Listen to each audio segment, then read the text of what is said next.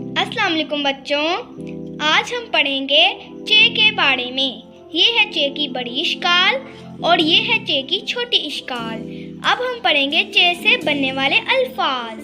चे से चील, चे छोटी ये और लाम, चील। चे से चील, चे से चाबी, चे अलिफ चा बे और छोटी ये चाबी। चे से चाबी, चे से चाबी। चे से चप्पल, चे से चप्पल। चे पे और लाम, चप्पल। चे से चप्पल। चे से चील, चे से चाबी और चे से चप्पल। ये हैं चे के जुमले। मेरी चप्पल लाओ, ये किसकी चाबी है? चील बहुत ऊंचा उड़ती है।